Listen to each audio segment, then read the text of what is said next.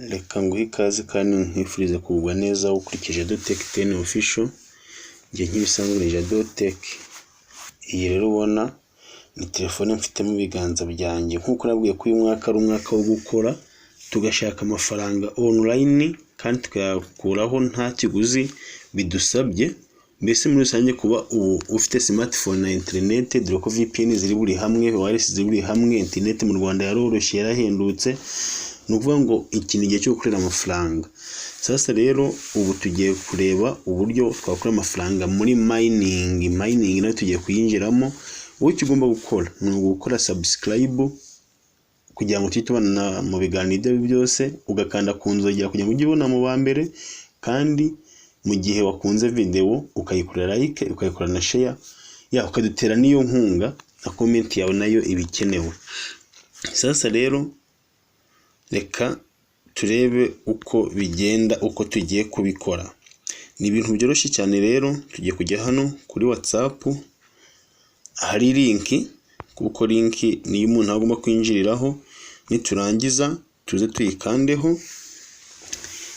Iyi mining yitwa VORSI mining cyangwa VORSI mining bitewe nuko bivuga, ariko uburyo bwiza bwo kwisoma ni VORSI mining. Akari mining nziza itagira ama ads, nta kintu kimwe kibangamye igira, bigaragaza mining iri serious. Kandi ikindi kirenzeho ifite coin zirenga miliyari ebyiri. Rero nagomba kuvana mizawo. Ejo cyangwa ejo ndabakorera izindi nyinshi zirahari rwose, ndabayereka video, ndabakorera ama video. Mwewe icyo mugomba gukora ni ukubana nanjye mukantiza amaboko n'imbaraga. Sasa rero kuyifungura biroroshye, nicyo kintu cya mbere cyoroshye.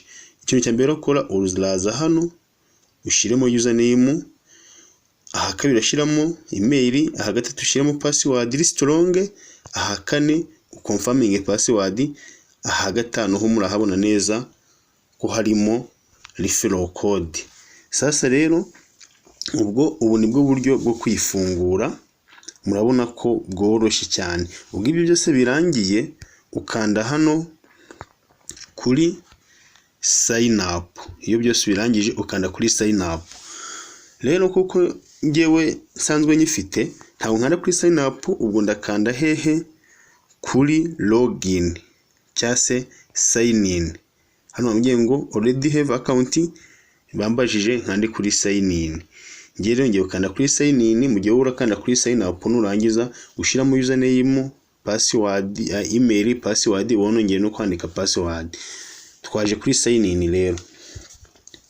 Sign in ndaza nshiremo username yanjye cyangwa email yanjye na password, bya bisanzwe birimo kuko nayisevinze nayigumishijemo, kandi sign in.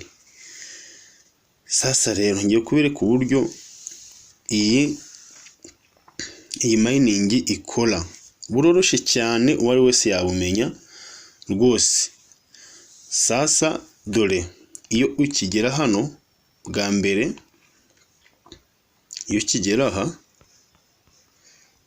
usanga handitse start, ugahita wakanda.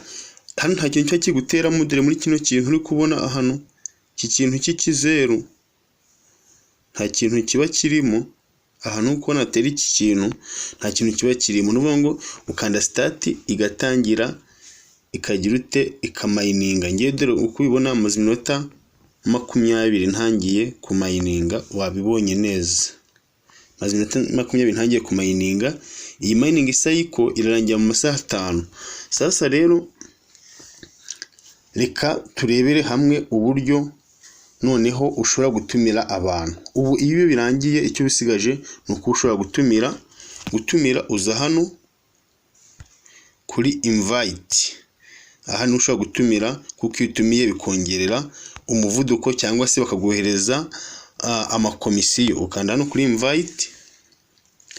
Iyo ukanze kuri invite, bahita bakuzanira aka kantu. Aka niko kaba karimo invitation code. Wakabonye, akugomba kukamenya ni invitation code yawe.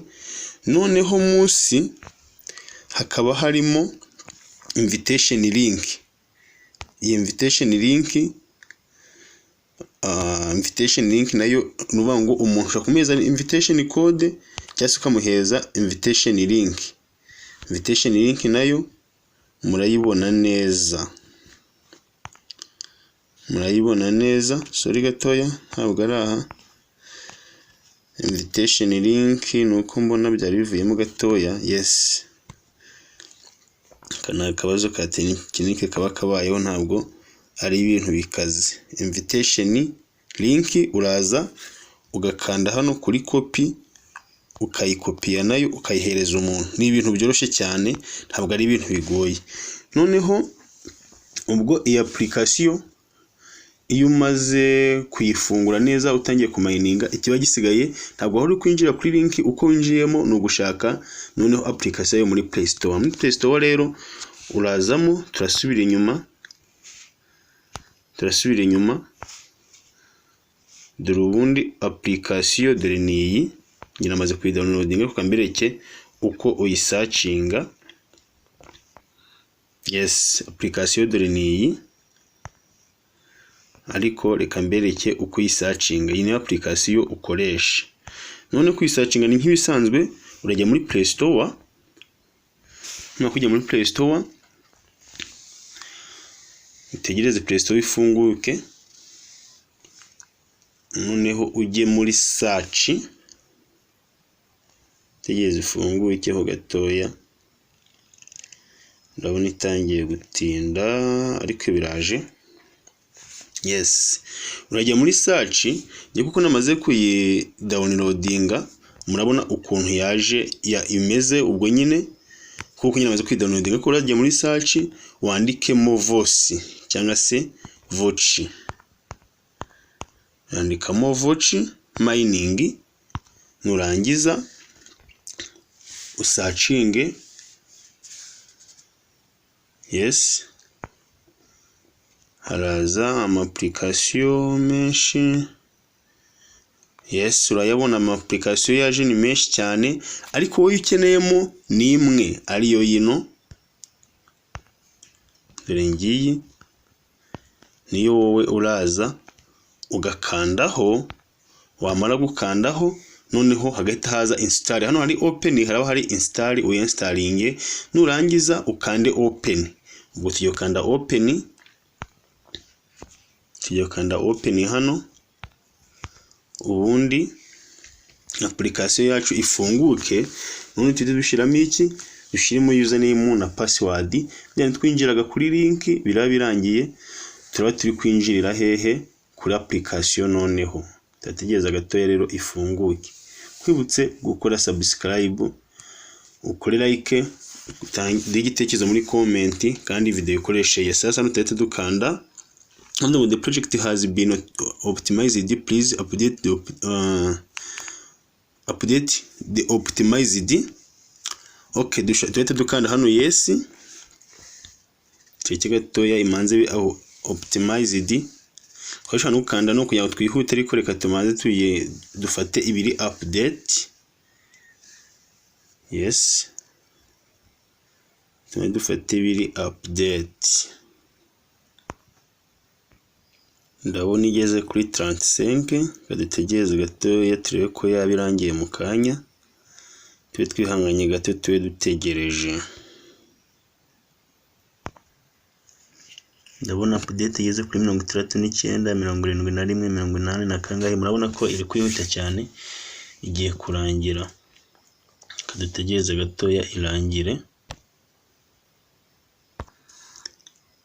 Okay, ndabona update noneho irangiye. Reka noneho bavuze ngo the software update is complete, whether to start the application. Kadukande no kuya bataza kudusubiza inyuma n'ubundi bakadutinza, twe twikomereze. Sasa ukigera nkuko nazo mbabwira rero, iyo ucinjiramo bwa bundi bwa mbere kuri link, dore uhita usanga bimeze gutya, ugahita ukanda kuri start. Sasa rero twe ntudukana kuri start, tugiye kugira ute, tugiye kwinjiramo. None tugiye gukanda kuri login, kuko aribwo tucinjira muri application. Kadukande kuri login, noneho yes ngiye kuzitatu za no kuri nkanze kuri turongo ntata batabibonye dore nkanza aha kugira ngo dukore login tiyo tatuza kuri hano handitse not login hano tuhakande kuri kano kantu ka nyuma dushiramo noneho ya username yacu cyangwa se ya email yacu na password. Urabona ko bisa n'ibyanyu byambere twaturiho uburyo kugira ngo tujye twinjira kuri application tutanyuze kuri link, turangiza dushiremo na password.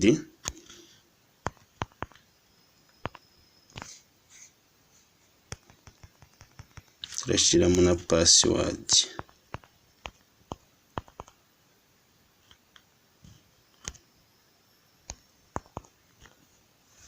Tukande sign in noneho.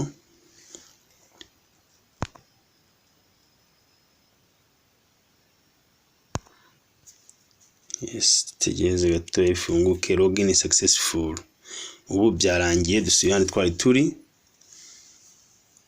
Okay, urabona tujyanye kuri home hano kubwira uburyo social network zabo, social tools, web byose ama web wallet zikoresha harimo DEXCX. Ibi ntabwo tubikeneye cyane.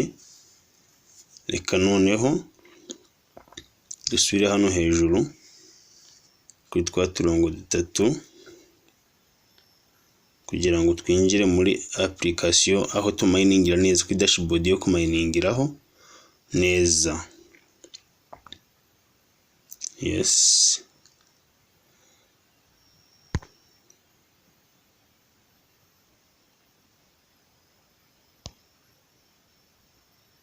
Yes, ndabona rero noneho tugeze kuri iyi dashboard nkuko bisanzwe ibintu byose nabiberetse. Ukeneye ku invitinga inshuti nkuko nababwiye ni hano ukana kuri invite, ubundi mining yo ukana kuri start nkuko nabiberetse ugatangira ka mining. Sasa rero update zi mining zajye nyina nzibaho umunsi ku munsi uko update yose igezeho. Wowe icyo usabwa ni ukuba on touch ukaba kuri iyi channel ukayikora subscribe, ukayikorera like, ugakora share na comment, ugakanda ku nzogera kugira ngo dushize ikiganiro ujye kibona mu bambere. Ikindi ari cyo dushaka kumbaza cyari igitekerezo dushaka kumpa cyagira akamaro wenda mu buryo butari ubwa rusange cyane nicyo ushaka kumbaza wenda cyawe ku giti cyawe wanyandikira kuri nimero yanjye cyangwa ukampamagara kuri 0785579413. Ndabakunda cyane. Ciao ciao, Imana ibarinde.